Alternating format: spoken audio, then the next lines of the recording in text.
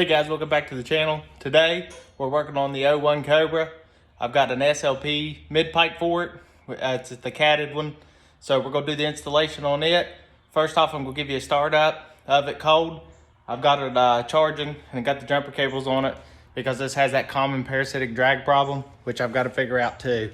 So I'm gonna go ahead and get you back here for a cold start up, and then we'll get her up in the air and look at it.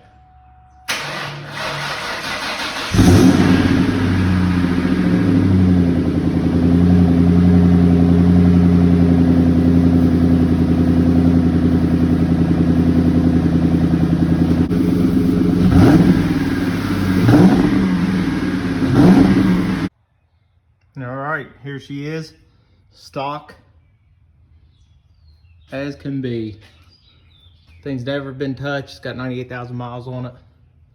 So today, we're gonna be getting rid of these and just going to the one high flow cats.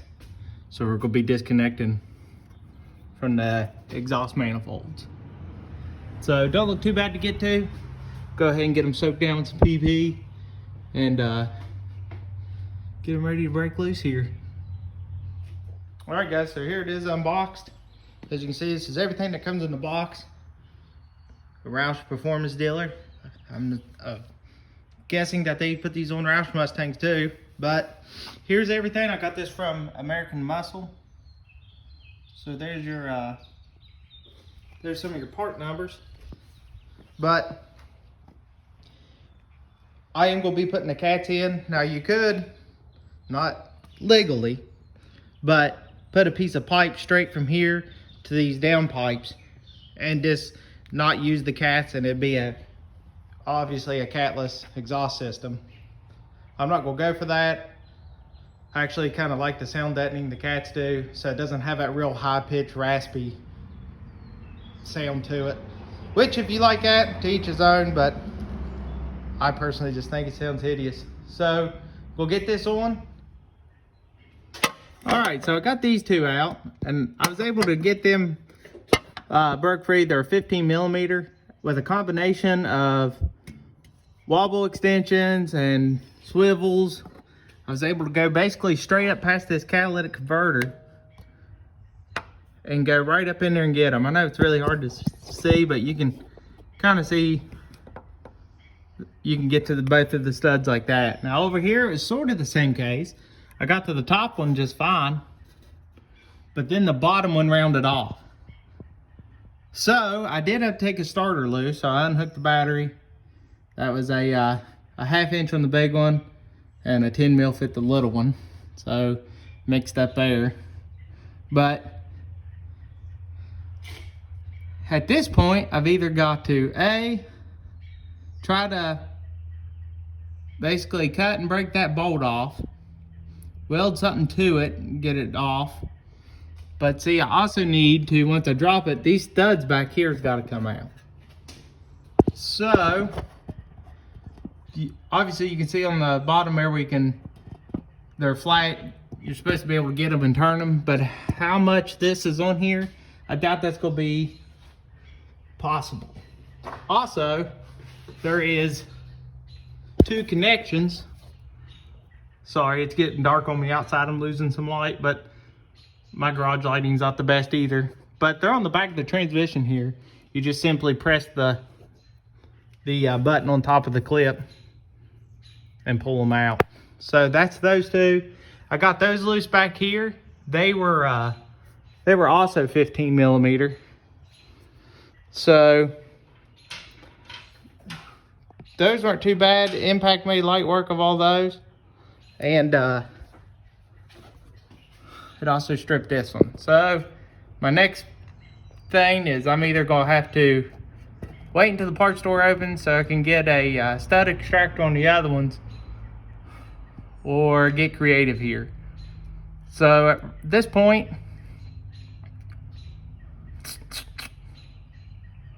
I'm gonna see what I can do here. I'm gonna see if I can get something back on this, maybe turn it. I don't know, let me do some figuring. All right guys, I got that last bolt out. As you can see, it broke. Right there it is. I used my basically my nut extractors for strip nuts. It's a great set. If you don't have one, it's definitely one you need to add to your arsenal. But as you can see, this side's out, and what needs to happen now is those studs have to come out, but I am going to save that until I can get my stud remover tool. I actually don't have one. I don't know why I don't have one yet, so I'm going to have to wait for the parts store to open. So in the meantime, I do have an oxygen sensor socket, so I'm going to go ahead and take these out. But there it is. There's the assembly out. It's a bear. It weighs a ton. This one weighs a lot less, so I'm anxious to get it on there and see how it does.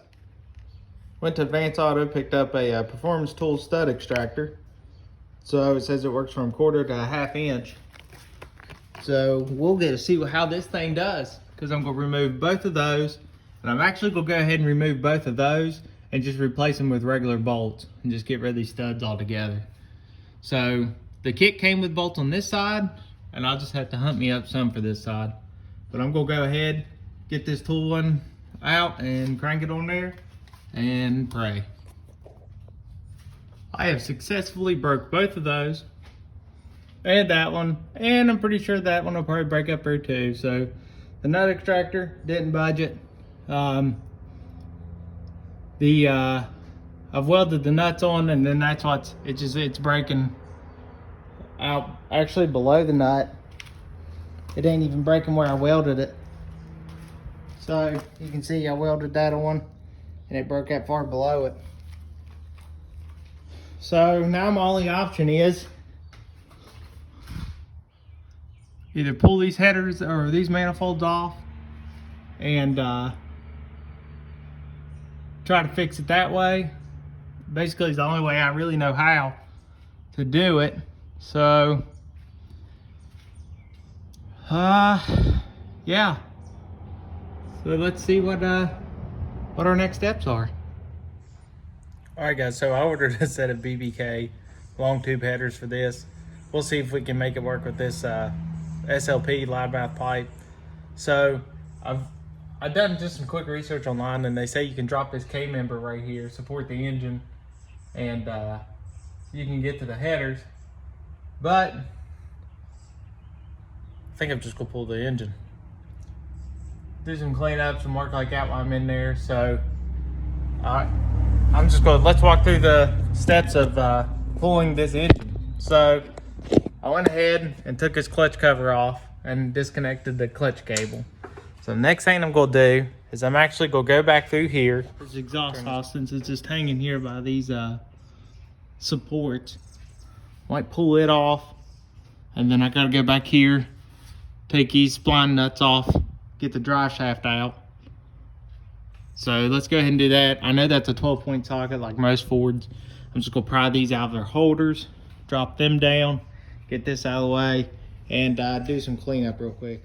All right, drive shaft is out. I went ahead and started unplugging the harness, taking it loose from all the places. Of course, I did have a ton of transmission fluid pour out. Wasn't expecting that, but oh well.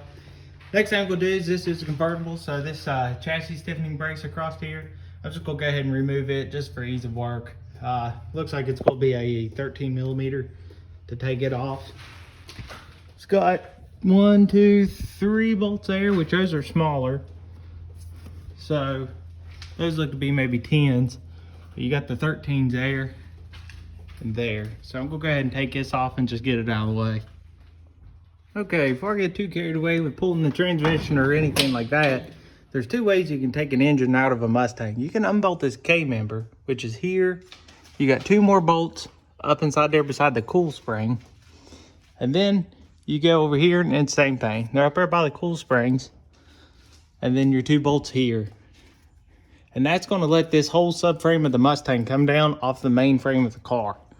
Now, to do that, you need to basically take off the sway bar, take loose everything off the control arm so you can bring this straight down. I've got some more replacement that I need to do on the suspension. So I think what I'm gonna do next is I'm gonna go ahead and pull this sway bar, pull these off, pull my tie rod ends out, and go ahead and just get all this dropped down. And then I'll probably end up lowering the lift down, taking these wheels off, and probably try and take these control arms off, because I need to, as you can see, they're rusty. I just need to clean them up. And I've got new coil springs for it, so that'd probably be a good time to put those in. But if I take this off, and then I'll be able to take the transition bracket off, I should be able to sit it on down on the ground, support the engine, and then raise the car off of it. That will be the plan. I'll have to support the car with blocks here at the body seams just to make sure that it stays on it, because it won't have these tires.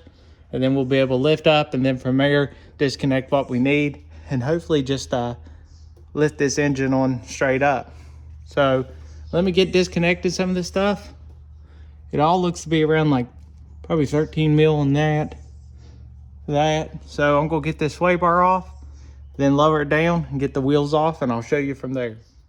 All right, so the sway bar bolts, they were a 16, but they've got the nuts up inside the frame. They broke. So it just keeps getting better. Now I gotta get these wheels off. Well, you see, this car, when I bought it, didn't come with the key, so I had to get some lug nut removers, which the way how things are going today, they'll probably break off. But these you're supposed to just be able to drive them up on, or just put them up on there and spin them off. So we will see how that does. I'll let you know. All right, believe it or not, the socket worked really well. I went ahead and even took that rear one off. You just put it on there and go full reverse, put as much pressure as you can on the impact. It'll finally grip and take it right off. So with that being said, I'm gonna go in here. First thing I'm gonna do is take these two bolts off that hold the brake on. I'm gonna take it off and just kind of sit it up in here for the moment. I'm hoping to not have to break this line loose, but we'll see. And then after I get that, I'm gonna go ahead and take this tie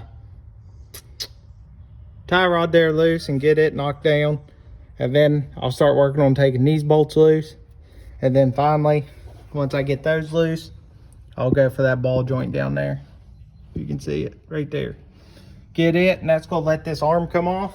And then they'll give me access to take this control arm off. And we'll be good on this side. I just have to cut these bolts like I showed you. That's up inside this frame.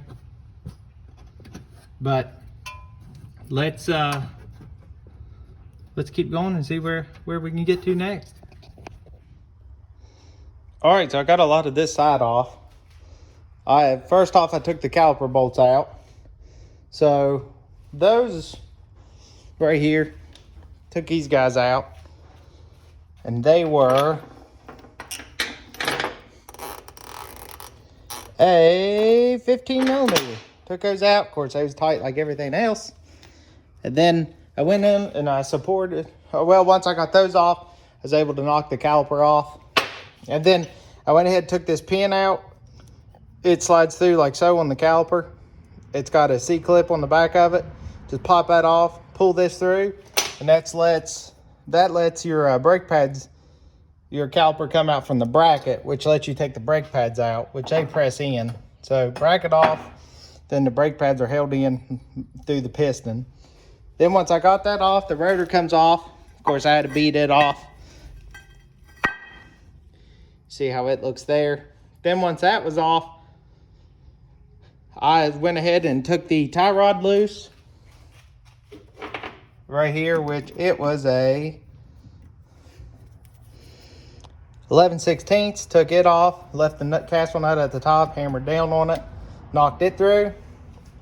Then the next thing I took off was the ball joint, which you can see it's in fantastic shape.